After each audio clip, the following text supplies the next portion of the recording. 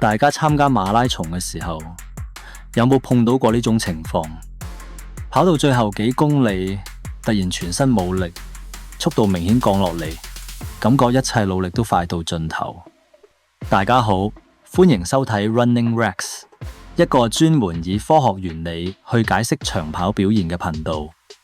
到底問題出喺邊度？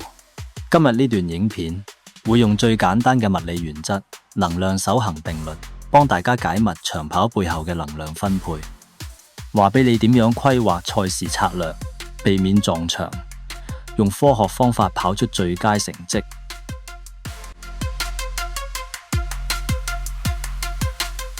能量守恒定律係指能量唔會憑空消失，亦都唔會突然產生，只會從一種形式轉換成另一種。馬拉松跑者消耗嘅能量嚟自於日常飲食嘅化學能，例如肌肉中嘅糖原同埋脂肪儲存。呢啲能量經過分解之後，促使肌肉收縮同埋推動身體前進。一旦運動強度提升，身體會優先消耗糖原，糖原用完先至會主要用脂肪分解補充，但呢部分速度較慢。如果配速控制不當或者補給不足，糖原用光時能量轉移不及，就會出現撞牆，亦即係大家最擔心嘅情況，包括肌肉無力、注意力下降、全身疲乏。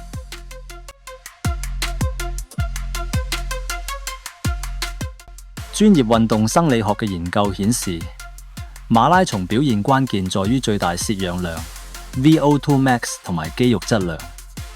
最大攝氧量決定身體利用氧氣與能量嘅效率，而充足嘅肌肉糖原儲備則係賽道上穩定輸出嘅基石。而計算自己完成比賽所需嘅總能量時，不只依賴體重同埋時間，更要考慮最大攝氧量。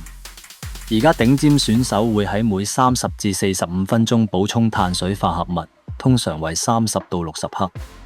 呢個能延緩債肌肉疲勞，幫助穩定表現，降低撞牆機率。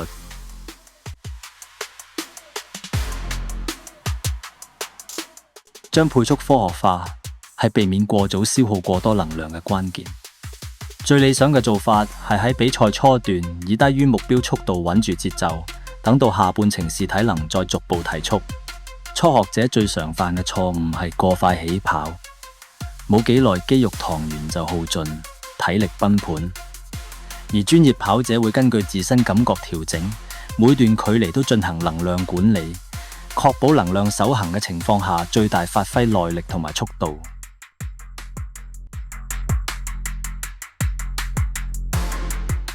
所謂跑走跑嘅策略，就係喺比賽或者訓練時有意識咁交替奔跑同埋走路，將高強度運動同埋低強度恢復結合起嚟。呢種方式唔單止減少連續奔跑對身體嘅壓力，仲能夠防止早期能量耗盡，等肌肉能不斷修復同埋恢復。例如，每跑8分鐘就切換1分鐘快走，俾心率回落，肌肉得到輕微休息，再進入下一輪跑步循環。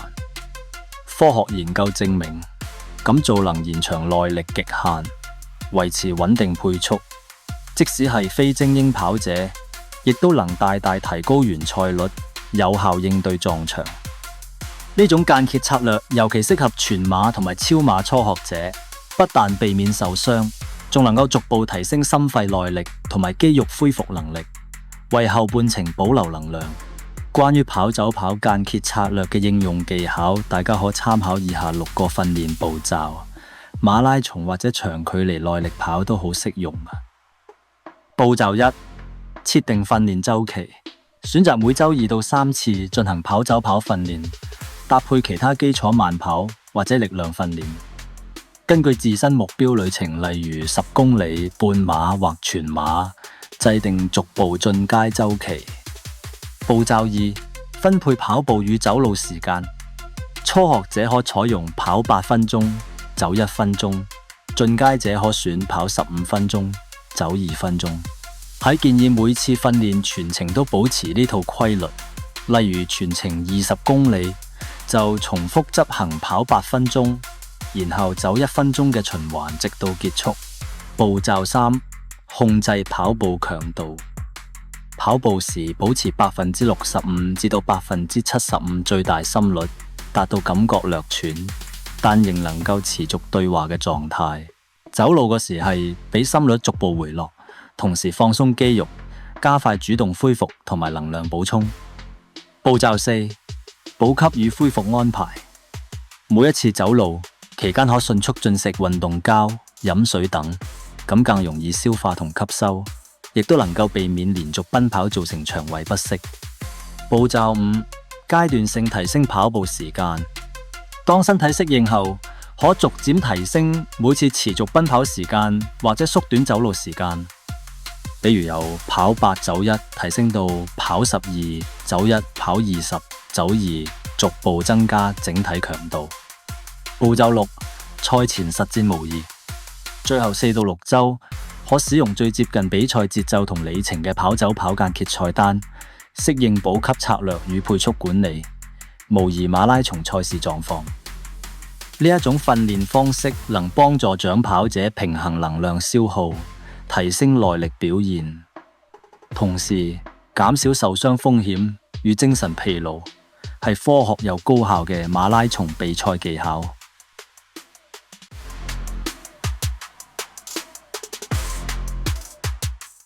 能量補給唔淨係賽前食飽飽，更係全程嘅細緻規劃。